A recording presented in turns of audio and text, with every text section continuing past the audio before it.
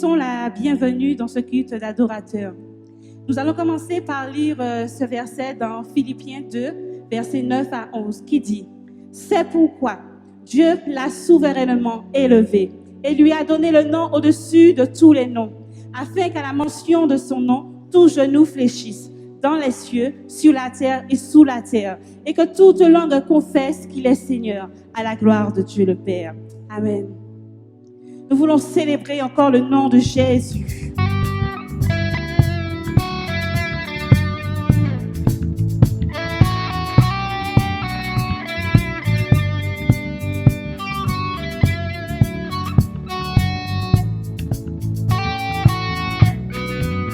Au-dessus de tous les noms, c'est le nom de Jésus. Tout genou fléchit devant ce nom. Toute langue confesse qu'il est Seigneur. Non, au-dessus? Non, au-dessus de tous les noms. C'est le nom de Jésus. C'est le nom de Jésus. Tout genou fléchit. Tout genou fléchit devant ce nom. Toute langue confesse qu'il est Seigneur. Toute langue confesse qu'il est Seigneur. Non, au-dessus? Non, au-dessus de tous les noms. C'est le nom de Jésus. C'est le nom de Jésus. Tout genou fléchit devant ce nom. Et toute langue confesse. Toute langue confesse qu'il est Seigneur. Non, au-dessus? Non, au-dessus de tous les noms. C'est le nom de Jésus. C'est le nom de Jésus. Tout genou fléchit devant ce nom. et toute langue confesse. Toute langue confesse qu'il est Seigneur. Encore une fois, non, au-dessus. Non, au-dessus de tous les noms. C'est le nom de Jésus-Christ. Tout genou fléchit devant ce nom. Toute langue confesse qu'il est Seigneur. Oh, oh, oh, oh, oh, oh, oh, oh.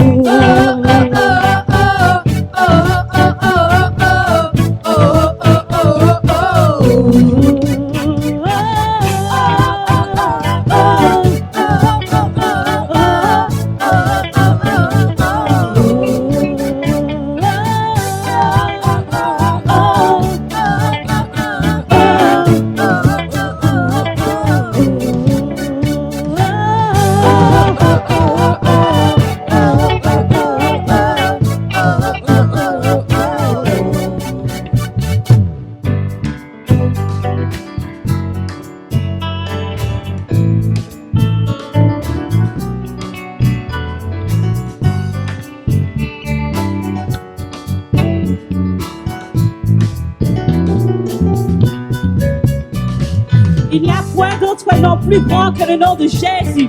Et nous voulons encore le chanter. Arrêtez. Oh! Oh!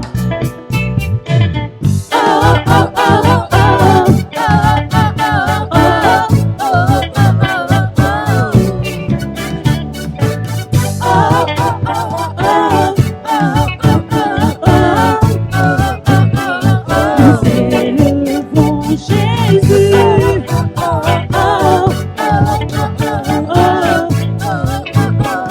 Nous élevons Jésus.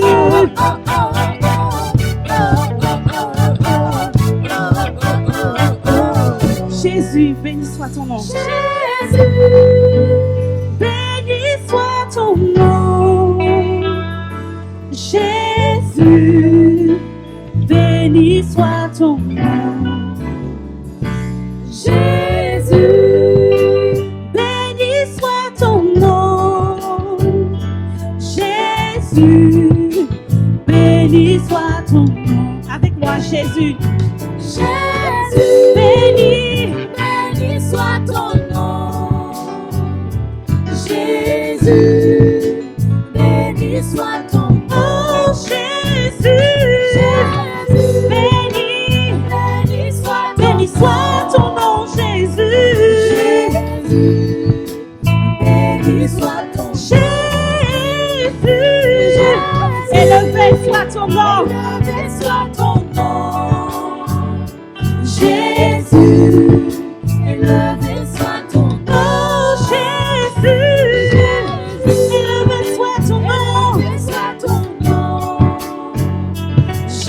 Jésus, glorifié soit ton Glorifié soit le nom de Jésus. Jésus, glorifié soit ton nom. Jésus, glorifié soit ton nom. Jésus, glorifié soit ton nom. Glorifié soit ton nom. Jésus, glorifié Jésus, soit ton nom. Jésus, Jésus. Jésus, glorifié soit ton nom. Jésus, glorifié soit ton nom. Nom au-dessus, Nom au-dessus de tous les noms. C'est le nom de Jésus. tout genou fléchit Tout genou fléchit devant ce nom. et toute langue confesse qu'il est Seigneur. Toute langue confesse qu'il est Nous voulons encore le redire. Nom au-dessus, Nom au-dessus de tous les noms. C'est le nom de Jésus. Tout genou fléchit devant ce nom. toute langue confesse. Toute langue confesse. Nous disons tout genou fléchit, tout genou fléchit. Tout genou fléchit, tout genou fléchit, tout genou fléchit devant lui. Tout genou fléchit, tout genou fléchit, tout genou fléchit devant À la lui. mention du nom de Jésus, tout Tout genou genou fléchit devant tout lui. genou fléchit, Tout genou fléchit devant l'autorité suprême de Dieu. devant lui. Tout genou, Tout genou fléchit, tout genou fléchit, tout genou fléchit devant lui.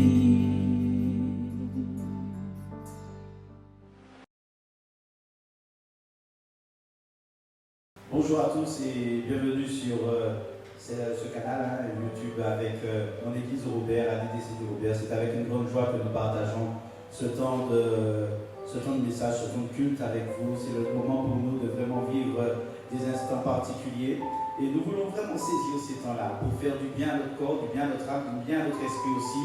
Et c'est pour cela que nous mettons tout en place pour que chacun reçoive chez lui un message puissant de la part de Dieu. Aujourd'hui, le message que je partagerai avec vous a pour titre « Dieu ne veut pas seulement te donner, il veut te bâtir ». Dieu veut bâtir des hommes, des femmes qui sont solides, des personnes qui vont faire l'œuvre à laquelle il les a chacun appelés. Et pour cela, Dieu va mettre en place tout un processus dans lequel il nous demande simplement d'adhérer. Dieu ne veut rien imposer à qui que ce soit, il demande simplement que nous soyons adhérents et que nous soyons obéissants au projet qu'il a pour nous. Et c'est pour cela que nous voulons vraiment que chacun se sente concerné et que chacun reçoive de la part de Dieu un message, un mot, un attouchement, une présence particulière par son esprit. Parce que je sais que Dieu va parler à plusieurs et les cœurs de plusieurs seront, grâce à ce temps qu'ils ont choisi de mettre à part pour Dieu, chacun sera restauré, réconforté et encouragé aussi, parce que nous en avons besoin. Bien que les moments que nous vivons sont parfois difficiles, parfois aussi compliqués, mais Dieu est là avec nous parce qu'il a promis d'être là tous les jours et ce jusqu'à la fin du monde. Dieu est présent. Et Dieu veut que sa présence en chacun de nous soit manifeste et manifestée. Pour ce faire, il va mettre en place quelque chose. Et ce quelque chose, c'est tout un processus qui nous permettra d'accéder à toutes ces promesses, qui nous permettra même de voir toutes nos prières exaucées, parce que nous serons dans une attitude d'obéissance, dans une attitude de paix, dans une attitude de sécurité et de certitude de la présence de Dieu en nous. C'est comme ça que Jésus a pu dire à ceux qui étaient de son temps, de son époque, ceux qui l'ont vu, alors que Lazare était déjà mort depuis plusieurs jours et même il était déjà dans le tombeau. Il a dit, Père, je sais que tu m'exauces toujours. Je ne te prie pas pour moi, mais je te prie pour eux, afin qu'ils croient. Et c'est ce que Dieu veut au travers de la réponse qu'il donne à nos prières. L'exaucement de nos prières, c'est le résultat qui va permettre à Dieu d'être glorifié. Alors c'est le moment pour nous d'être complètement alignés avec la parole de Dieu. C'est le moment pour nous d'être complètement en phase avec ce que Dieu dit qu'il veut et qui il veut que nous soyons. La première chose que l'on voit, comment est-ce que Dieu veut que nous soyons bâtis? Ça nécessite forcément un état des lieux. Ça nécessite forcément une introspection et surtout une volonté de le laisser agir en dedans de nous afin que nous soyons vraiment restaurés. Et les choses qui n'étaient pas bonnes, qu'il les enlève et qu'il ajoute celles qui sont bonnes. Les choses, les idées, les pensées, les choses qui ne correspondaient pas à sa volonté, même bien qu'elles soient complètement mises de côté. Dieu nous demande une chose, c'est d'être disponible pour que son esprit agisse au-dedans de nous. Alors voulez-vous vraiment que l'esprit de Dieu agisse au-dedans de vous? Je vous invite à faire cette prière avec moi, comme le psalmiste l'a fait en sortant. Il a dit, sonde-moi, ô Dieu, et connais mon cœur. Regarde si je suis sur une mauvaise voie. Regarde si je suis loin de toi. Conduis-moi sur le chemin de l'éternité. C'est une question de volonté. C'est une question de disponibilité. Seigneur, sonde-moi. Voulez-vous faire cette prière aussi avec moi? Seigneur, sonde-moi. Va dans le plus profond de mon être. Va vers dans les plus petites parties et regarde quel est mon poids. Regarde quelles sont les choses qui, au-dedans de moi, ne correspondent pas à ta pensée ni à ton projet pour moi. Et c'est comme ça qu'on va voir. Dieu va commencer à faire une restauration. On va entrer dans un processus de reconstruction de l'âme, reconstruction de l'esprit et voire même reconstruction du corps. Parce que notre Dieu fait cela. Et il le fait parfaitement. Tout ce que Dieu fait est parfait et bon. Rien ni personne ne peut passer après Dieu. Parce que Dieu est bon, Dieu est grand. Et dans sa volonté parfaite pour nous, il nous demande seulement de nous rendre disponibles. Voulez-vous que Dieu sonde vos cœurs? Voulez-vous que Dieu regarde si vous êtes sur une mauvaise voie? Il a fait pour beaucoup d'entre nous. Il peut le faire pour vous. Et même si parfois vous glissez, même si parfois vous tombez, Dieu est là pour vous relever. Le Seigneur est là pour vous accompagner, pour faire tout le chemin avec vous jusqu'au bout. Dieu reste fidèle. N'ayez aucun doute sur la présence, ni sur la fidélité de Dieu à vous accompagner. Ce psaume que l'on trouve au chapitre 139 au verset 3 va vraiment mettre en évidence une attitude. Cette attitude qui permet de comprendre que Seigneur, je veux dépendre de toi. Parce que je sais que quand je dépends de toi, j'ai le meilleur avec moi. Voulez-vous connaître le meilleur? Voulez-vous connaître le meilleur? Le meilleur, c'est Dieu. C'est Dieu lui-même. Et c'est lui qui propose de vous accompagner. Cette prière, elle est là vraiment pour nous bâtir. C'est de faire fais table rase du passé. Fais table rase des choses qui m'ont anéanti. Des choses qui m'ont même rendu esclave, des choses dont je ne pouvais pas me débarrasser. Seigneur, enlève aussi toute influence mauvaise qui veut me rendre complètement esclave aussi.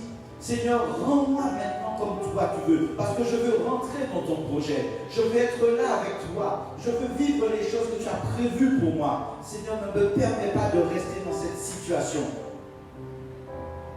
Sauve-moi, ô Dieu, et connais mon cœur. L'état du cœur compte beaucoup. Parfois, des cœurs brisés arrivent à en briser d'autres. Parfois, des cœurs affaiblis n'arrivent pas à avancer. Parfois, des cœurs trahis sont complètement défaits et découragés.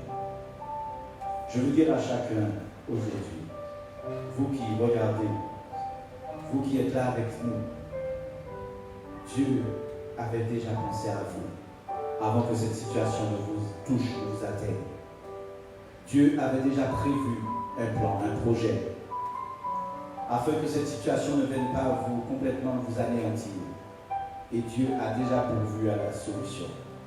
Et ce n'est pas parce que nous lui faisons confiance, parce que nous savons qu'il est amour, parce que nous savons que son projet pour nous est bon, agréable, juste, parfait, parce que nous savons que son projet est entier et qu'il veut nous emmener là où coule le lait et le miel.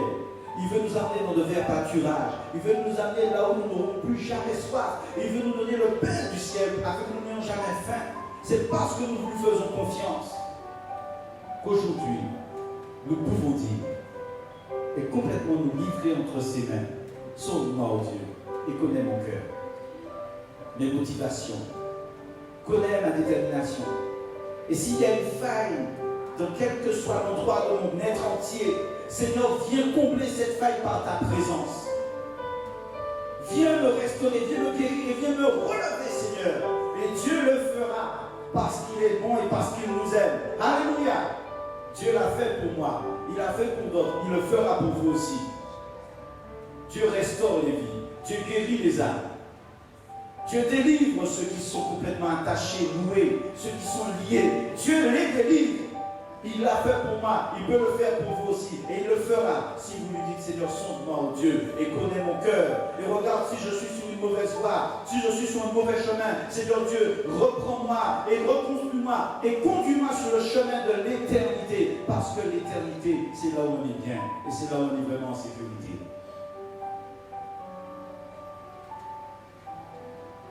L'obéissance est une clé aussi qui permet au projet de Dieu de prendre du sens dans les vies, dans nos vies.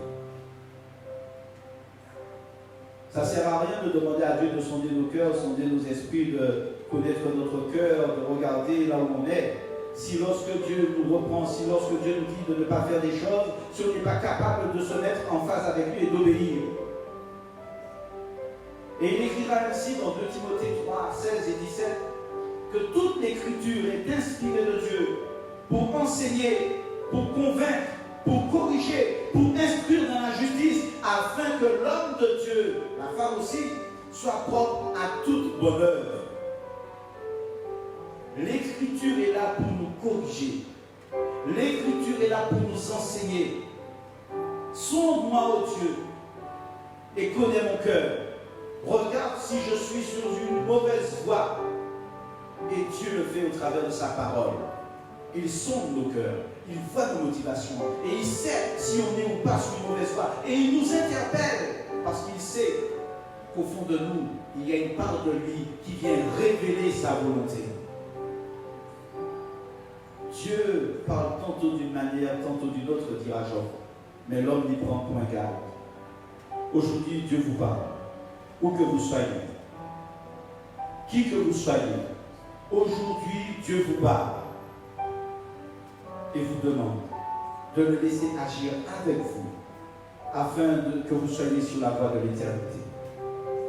Ne restez plus sur la voie de l'imperfection, la voie de la mort, la voie de la défaite, le chemin qui mène complètement à la ruine. Dieu veut vous bâtir. Il ne veut pas seulement vous donner.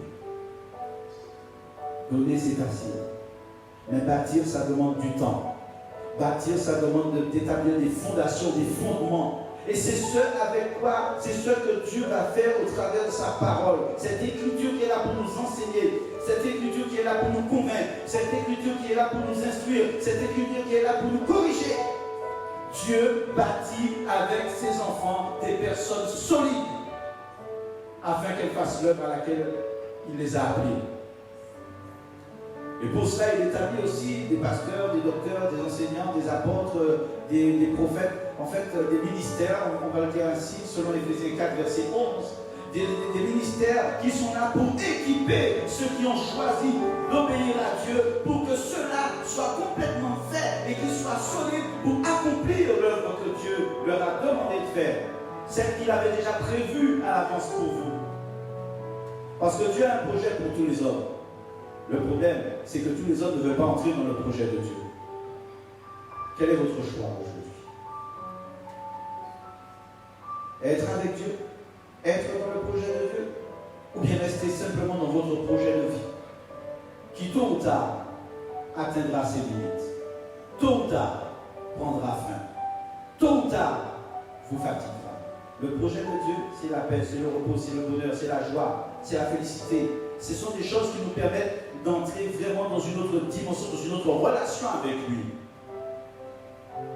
Dieu est bon et Dieu est grand, et son amour pour nous n'a pas de fin. Dieu ne nous aime pas parce que nous sommes aimables. Dieu nous aime parce qu'il est lui-même l'amour. On ne peut pas demander à l'amour de haïr. L'amour ne peut faire qu'une chose, c'est aimer. Et Dieu nous aime parce qu'il est lui-même l'amour. Donc tout se rapporte à Dieu, tout revient à Dieu.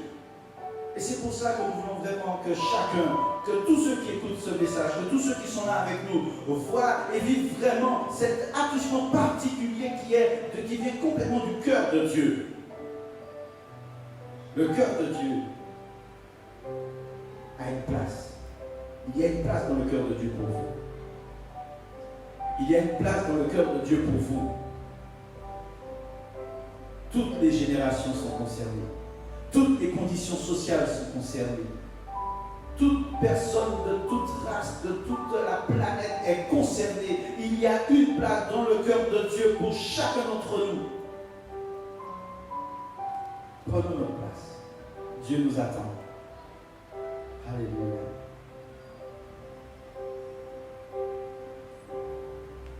Nous avons compris qu'il est nécessaire de s'abandonner à Dieu pour vivre vraiment une autre dimension de l'amour de Dieu. Nous avons compris qu'il faut faire un état des lieux et que cet état des lieux nous permettra de rester complètement dans la présence de Dieu. Cet état des lieux va nous permettre de rester disponible pour que l'œuvre de Dieu se fasse. Maintenant, le projet de Dieu pour nous, quel est-il? Dans Matthieu, au chapitre 16 et au verset 18, voici ce que Dieu dira. Et cela concerne ceux qui sont inscrits, qui se sont inscrits dans le cœur de Dieu, ceux qui se sont inscrits, qui se sont cachés dans l'amour de Dieu, ceux qui ont choisi de mettre leur vie complètement en phase avec la vie de Dieu. Ceux qui ont choisi de mettre leur vie entre les mains de Dieu, d'abandonner qui ils sont et ce qu'ils ont entre les mains de Dieu.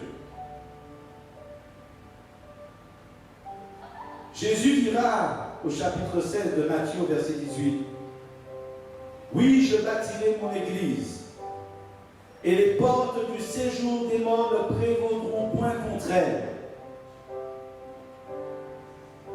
Où est l'église de Dieu? Qui est l'église de Dieu? L'église de Dieu, ce sont tous ceux qui ont accepté de soumettre leur vie à la vie de Dieu. Tous ceux qui ont choisi de soumettre leur vie à l'amour de Dieu. Tous ceux qui ont choisi d'abandonner leur vie à Dieu. C'est important de comprendre qu'au travers de ce que nous allons vivre, une fois qu'on a franchi ce pas, c'est que Dieu lui-même vient et c'est lui qui va poser chaque pierre pour bâtir notre maison et pour nous bâtir. Dieu ne veut pas seulement te donner, mais Dieu veut te bâtir. Dis-le à quelqu'un, donne ce message à quelqu'un, propage-le là partout, dans tout ton réseau, dans ton répertoire. Il y a du monde et dis à chaque personne, Dieu ne veut pas seulement te donner, mais il veut aussi te bâtir. Alors laisse Dieu te bâtir, laisse Dieu te construire, parce qu'il est l'architecte parfait, il est le constructeur parfait, il est le bon bâtisseur. C'est lui qui a fait le plan dès l'origine. C'est lui qui connaît le plan. C'est lui qui sait la destination de la bâtisse qu'il est en train de faire avec toi. Alors maintenant, rentre dans ta destinée, rentre dans ce projet et laisse Dieu te bâtir. Chaque brique qu'il mettra correspondra à une qualité différente qu'il te donnera chaque jour. Oui, Dieu le fait. Chaque jour, il renouvelle ses bontés envers nous. Chaque jour, Dieu renouvelle ses bontés envers nous. Dieu bâtit son église et racheter. Veux-tu faire partie de cela? Dans sa présence, dans son amour, dans son excellence, dans sa perfection, dans sa justice, dans sa fidélité, dans sa loyauté, Dieu t'a choisi pour que tu fasses partie du service avec lui. Dieu veut construire avec toi et Dieu veut te construire. Alléluia. Je bâtirai mon église. Ne te laisse pas influencer par les mouvements. Ne te laisse pas influencer par les choses que les gens disent. Ne te laisse pas influencer par les tendances. Ne te laisse pas influencer par le courant de pensée actuel. Ne te laisse pas influencer par les événements. Mais toi, choisis de te rendre disponible pour laisser Dieu te bâtir. Sois l'église de Dieu. Et c'est Dieu lui-même qui dit, je bâtirai mon église. Laisse Dieu te bâtir. Vous qui regardez aujourd'hui ce message, Dieu a un mot puissant pour vous et fort.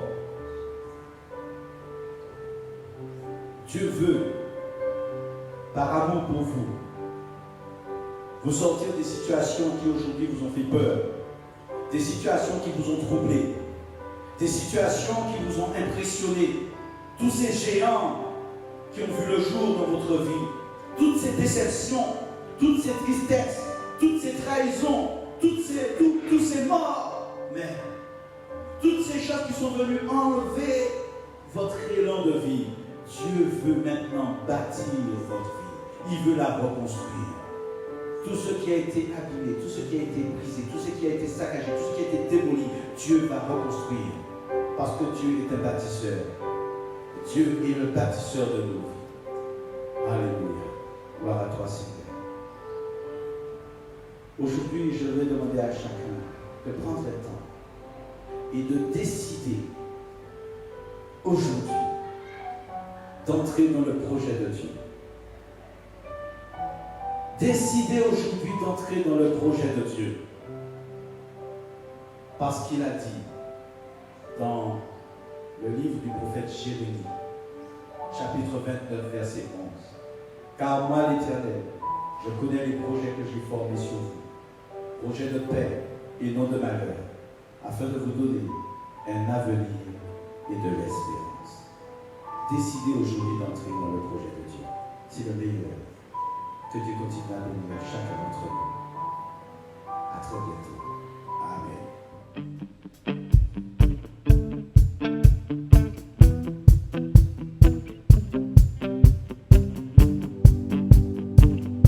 Pour tous tes bienfaits envers moi, Seigneur, je bénirai ton nom. Béni soit ton nom dans le lieu de bénédiction. Où s'écoule ta provision. Béni soit ton nom. Béni soit ton nom. Béni soit ton nom. Quand je suis dans le lieu désert et que je marche solitaire. Béni soit ton nom. Béni soit ton nom, papa. Béni soit ton nom. Quand le soleil brille Lorsqu'on brille le et soleil. que le monde Et le monde tout Amen. Béni soit ton nom. Béni soit ton nom, papa. Béni soit ton nom. Quand l'épreuve vient me former, quand je dois tout sacrifier. Béni soit ton nom pour tous tes bienfaits, pour tous tes bienfaits envers moi. Je te loue et dans les temps difficiles, Et dans les temps difficiles, je redirai, béni soit le nom du Seigneur, béni soit ton nom, béni soit le nom du Seigneur, béni soit ton nom, béni soit ton nom du Seigneur, béni soit ton nom, béni soit le nom du Seigneur, béni soit ton glorieux nom.